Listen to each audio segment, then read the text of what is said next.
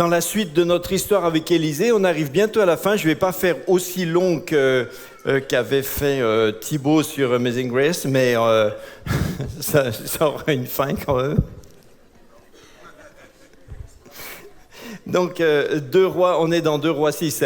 Alors, l'histoire, c'est... maintenant, le contexte, c'est que c'est dans le rapport qu'il y avait entre Israël et la Syrie. Vous savez que les difficultés relationnelles entre ces 2 nations, eh bien, ne datent pas d'aujourd'hui, puisqu'elles étaient déjà, c'était déjà le cas à cette époque-là. Et il y avait souvent des guerres, comme ça, une guerre entre Israël et la Syrie. Et alors, il est arrivé un truc spécial, c'est que quand le roi de Syrie, un jour, a fait un plan avec son conseil, et il a dit, voilà comment on va faire pour tendre une embuscade au roi d'Israël. Mais ce qu'il ne savait pas, c'est que Élisée, le prophète, entendait par un don spirituel, il entendait directement, c'est comme s'il avait lui-même assisté au conseil, il entendait tout ce que le roi de Syrie avait dit. Donc Élisée, le prophète, est allé voir tout de suite le roi d'Israël, il lui a dit « Surtout ne va pas à tel endroit parce qu'il y a une embuscade contre toi ». Alors le roi d'Israël, sur le coup, était un peu méfiant. Il a dit, qu'est-ce que c'est que ces élucubrations là, mystiques? Mais bon, comme il savait qu'Élisée était quelqu'un de sérieux, il a quand même envoyé discrètement un observateur à l'endroit. Et effectivement, comme il avait dit, bien sûr, il y avait une embuscade des Syriens. Bouh, dis donc, il a dit, dis donc, je l'ai échappé belle, hein? Mais la chose s'est pas arrivée 1 fois ni 2 fois, mais c'était comme ça se répétait, c'était récurrent comme ça tout le temps. Chaque fois que le roi de Syrie préparait un plan, quelque chose, Élisée était au courant et il mettait au courant le roi d'Israël. Et finalement, donc tous les plans échouaient. À la fin, le roi de Syrie, il était excédé et puis surtout il était inquiet. Il a dit, il y a une taupe au milieu de nous. Non, mais il dit, attendez, il dit un truc, aussitôt les autres le savent. Ça allait même plus vite que par mail. Alors il a dit, mais qu'est-ce qui se passe? Et alors on lit ça à 2 Rois 6. 2 Rois 6, je vous lis l'histoire à partir du verset 8. Le roi de Syrie était en guerre avec Israël. Et dans un conseil qu'il tint avec ses serviteurs, il dit, mon camp sera à tel endroit. Mais l'homme de Dieu, Élisée, fit dire au roi d'Israël, surtout ne passe pas à cet endroit, les Syriens y sont allés pour t'attraper. Alors le roi d'Israël envoya des gens pour s'y tenir en observation à l'endroit que lui avait mentionné et signalé Élisée, l'homme de Dieu. Et ce n'est pas arrivé seulement 1 fois ou 2, mais c'était répétitif. Le roi de Syrie, à la fin, était excédé et inquiet. Il a réuni ses serviteurs, son conseil, il leur dit, dites les gars, il va falloir me dire lequel d'entre nous est un espion pour le roi d'Israël. Mais l'un de ses serviteurs répondit, personne au roi. Mais c'est Élisée, le prophète, qui est en Israël. Il rapporte au roi d'Israël toutes les paroles que tu prononces jusque dans ta chambre à coucher. Donc il ne faut pas dire n'importe quoi, n'importe où, hein. Alors, finalement, donc il s'est aperçu que là, maintenant, son vrai ennemi, son ennemi était toujours Israël, mais que pour traiter son problème avec Israël, il fallait d'abord qu'il traite le problème avec l'espion, avec Élisée. Donc il a dit, le préalable pour nous, pour faire une guerre décisive, le préalable, c'est d'abord qu'on saisisse et qu'on supprime le prophète. Donc au verset 13, le roi dit, allez et voyez où est Élisée et je le ferai prendre. Et alors on lui a signalé qu'il était dans une petite ville qui s'appelle Dothan. Donc maintenant la stratégie était claire. La première chose militaire à faire, c'était d'abord de s'emparer d'un homme de Dieu. Ça peut paraître un peu curieux comme stratégie militaire, mais en effet, c'est ce qui s'imposait. Donc il y envoya des chevaux, verset 14, des chevaux, des chars, une forte troupe qui arrivèrent de nuit et enveloppèrent la ville. Bien sûr, il n'a pas envoyé toute son armée. S'il avait dû envoyer toute l'armée, le temps de le faire risquait de laisser échapper le prophète qui serait parti ailleurs, et puis ça aurait attiré l'attention, etc. Enfin, donc c'est un... Je ne sais pas moi, comment on dit, un bataillon, enfin voilà, une forte troupe, voilà, et il fallait aussi faire vite, ils ont certainement fait ça de nuit, ils sont arrivés, ils ont marché de nuit, ils sont dépêchés finalement, ils ont enveloppé la ville pendant la nuit, et la ville était cernée. Au verset 15, on dit, le serviteur de l'homme de Dieu, c'est-à-dire le serviteur d'Élisée, le serviteur de l'homme de Dieu se leva de bon matin et sortit, et voici, une troupe ennemie entourait la ville avec des chevaux et des chars. Et le serviteur dit à l'homme de Dieu, « Oh, mon Seigneur, qu'est-ce qu'on va faire ?» Bien sûr, ce n'est pas lui seul qui s'en est aperçu. Hein. On met l'accent sur lui parce que dans sa relation avec Élisée.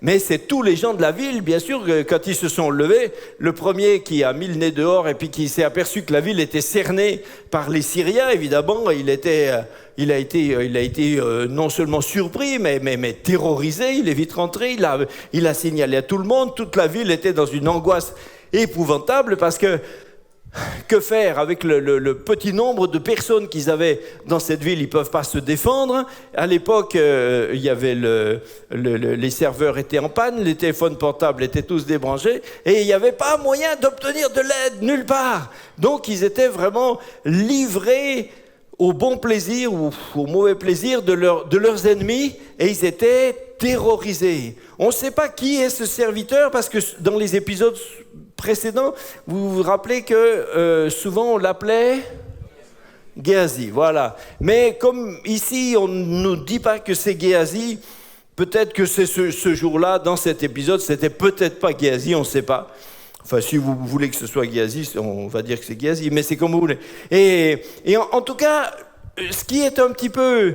Alors, ce qu'il a dit, à la fois est tout à fait naturel. Il était surpris, terrorisé, ça on comprend.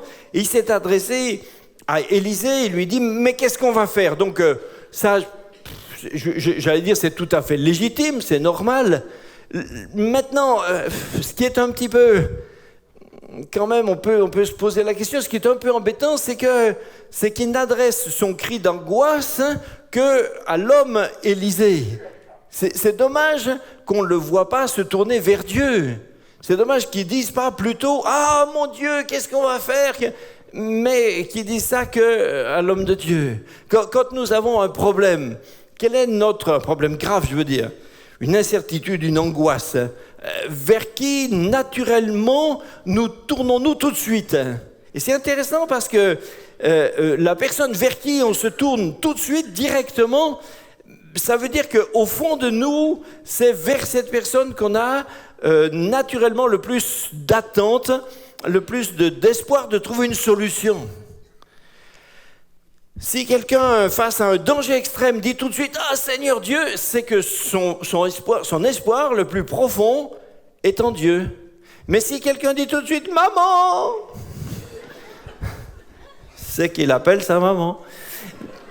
Donc, à la fois, je dirais que oui, sa réaction est tellement naturelle, voilà, normale, raisonnable, mais c'est quand même un petit peu dommage qu'il ne s'adresse pas au Seigneur. Verset 16, et il répondit, donc Élisée répondit, « Ne crains point, car ceux qui sont avec nous sont en plus grand nombre que ceux qui sont avec eux. » Alléluia. Ça sera de toute façon la phrase que nous retiendrons, principale que nous retiendrons de tout ce texte. Ceux qui sont avec nous sont en plus grand nombre que ceux qui sont avec eux. Il faudra que vous la sachiez par cœur avec la référence et tout ça, parce qu'il y aura une interro. Et donc, mais Élisée a commencé d'abord par « ne crains pas ». Waouh, ça c'est joli. Combien de fois dans la parole de Dieu, combien de fois Dieu dit « ne crains pas ». Je ne vais pas faire un compte précis, mais peut-être ça serait intéressant de faire vraiment le compte. Combien de fois cette expression revient dans la Bible « ne crains pas ». dite par Dieu lui-même directement, ou ici par son porte-parole, par son serviteur. Ne crains pas. Et pourtant, dans cette situation, comment naturellement ne pas craindre, hein? Quand vous êtes dans une ville cernée par des ennemis, dont vous savez que le but c'est de vous massacrer, comment ne pas craindre, hein? Et pourtant, Dieu dit, par l'intermédiaire de son serviteur, ne crains pas. Ne crains pas. Et quel rapport avons-nous avec la peur, avec la crainte? Vous savez que la peur, la crainte se décline sous une multitude de nuances, hein, depuis la terreur, l'angoisse, avec toutes les nuances qu'il y a, avec le paroxysme, hein, on peut être quelquefois terrifié, et puis voilà. Quel rapport avons-nous avec ça? Avoir peur, quand il y a un sujet de peur, c'est normal. Mais le problème, c'est la gestion que nous faisons des choses qui peuvent nous faire peur. Comment on gère ça? Est-ce que parce qu'il y a quelque chose qui fait peur, on est juste soumis à la peur et puis c'est tout et la peur nous envahit? Ou est-ce que notre foi nous permet de savoir que malgré cette peur, malgré ce sujet réel de peur, malgré cela, eh bien, nous continuons d'être des enfants de Dieu, nous continuons d'être dans la main de Dieu, et Dieu, de toute façon, n'a jamais perdu le contact avec nous. Dieu n'a jamais perdu la capacité de nous tenir, de nous sauvegarder, de nous protéger. Donc oui, que des sujets de peur nous arrivent, et des fois il y en a des extrêmes, un diagnostic d'un médecin, je sais pas moi, une lettre de votre patron, une situation économique. Enfin, il y a des fois des sujets qui font trembler, et c'est normal, c'est juste. Mais est-ce que parce que cette menace précise, réelle est là, est-ce que pour autant, est-ce que Dieu a abdiqué de veiller sur nous? C'est là qu'il nous faut faire attention. Il faut faire très attention. Et on a souvent dit que la peur est un mauvais conseiller. Quand on prend des décisions, des directions, sous l'effet de quelque chose qui nous fait peur, alors on prend de mauvaises décisions. Il ne faut jamais décider à cause de la pression de la peur. Il faut d'abord pouvoir prendre du recul et puis après décider avec le Seigneur. Il a dit « ne crains pas ». Et cette phrase, ceux qui sont avec nous sont en plus grand nombre que ceux qui sont avec eux. C'est une phrase un petit peu, au moment où Élisée l'a dit à son serviteur, cette phrase ressemble un petit peu à une énigme. C'est énigmatique, ils voyaient bien qu'ils étaient eux tous les deux tout seuls. Il dit ceux qui sont avec nous. Ah bon, le serviteur a regardé et dit je sais compter jusqu'à 2 et jusque là ça me suffit. Donc il dit mais c'est qui ceux qui sont avec nous sont en plus grand nombre que ceux qui sont avec eux. Et ceux qui sont avec eux, alors ceux-là, Élisée pouvait vraiment, alors ceux-là, il pouvait les dénombrer. Ceux-là, il pouvait les dénombrer. Il regardait autour de lui, tout autour de la ville. Il comptait les chars, les divisions, l'infanterie, tout y était. Il comptait. Ouh là là. Mais pour se compter eux, il n'y avait pas à compter longtemps. Mais Élisée avait l'air, lui, d'avoir une autre vision de la chose. Et c'est là que nous avons besoin d'une vision spirituelle de la vie dans laquelle nous sommes. Si notre vision est seulement la vision naturelle, alors bien sûr, les événements, le cours des choses est souvent extrêmement négatif, dramatique. Nous pouvons souvent nous sentir complètement dépassés. Et c'est la vérité en fait. C'est la vérité dans la dimension naturelle de ce que nos yeux voient. Il faut que nous puissions voir plus loin. Alors, Élisée, à verset 17, là, expliquait ce qu'il voulait dire. Élisée pria, il dit « Éternel, ouvre ses yeux pour qu'il voie. » Mais l'autre a dit « Mais je ne suis pas aveugle. Hein? » Ouvre ses yeux pour qu'il voie. Et l'Éternel ouvrit les yeux du serviteur qui vit à ce moment-là la montagne pleine de chevaux et de chars de feu autour d'Élysée. Jusque-là, il avait vu les chevaux et les chars des Syriens. Mais tout d'un coup, maintenant, il voyait qu'en réalité, les chevaux de feu et les chars de feu de l'Éternel étaient bien plus nombreux que les chevaux physiques et les chars de fer des Syriens. Et ses yeux voyaient, mais ne voyaient pas. Il avait besoin de voir alors qu'il n'était pas aveugle. Si nous voyons seulement dans le monde naturel, alors nous voyons ce qui est seulement des choses qui sont du domaine de la matière, du domaine des molécules, du domaine de la vie biologique, de la vie physique. Mais si Dieu nous inspire, si Dieu nous révèle les réalités spirituelles, alors ce que nous voyons par la foi, ce que nous voyons par l'esprit, devient exactement aussi réel. Ça devient aussi réel. Les incroyants ont beaucoup de peine à comprendre ces choses parce qu'ils diront, par exemple, oui, mais Dieu, au fond, souvent ils disent, mais au fond, Dieu, personne ne l'a jamais vu. Oui, mais ce n'est pas parce que nos yeux ne l'ont pas vu que Dieu n'est pas réel. Je crois que Dieu est bien plus réel que n'importe lequel d'entre nous. Parce que Dieu, c'est pas parce que les choses ne sont pas du domaine naturel, physique, qu'elles sont moins réelles. Et il faut que le Saint-Esprit nous révèle ces choses. J'aime beaucoup cette attitude du prophète Élisée qui... si lui, il avait une révélation spirituelle des choses, il voyait dans une dimension que son serviteur ne voyait pas, le prophète ne s'est pas contenté de ça comme si c'était que pour lui. Il avait envie que ce don, cette connaissance spirituelle qu'il avait, il avait envie qu'elle soit partagée. Il n'avait pas juste envie d'avoir tout seul ces informations et tout seul ce don spirituel. Il voulait que les autres puissent le voir. Et je dirais quelque part que nous sommes un peu, nous, je veux dire nous, le corps pastoral de l'Église par exemple, eh bien, nous n'avons pas envie d'être seulement comme une espèce d'équipe qui marcherait devant, mais ce que nous avons envie, c'est ce que disait Sam tout à l'heure avec cette histoire de prêtre, c'est que nous soyons tous un royaume de prêtres. Ce que nous avons envie, c'est que nous marchions tous ensemble, et que ce que chacun d'entre nous avons, eh bien, c'est que nous puissions le communiquer à l'ensemble.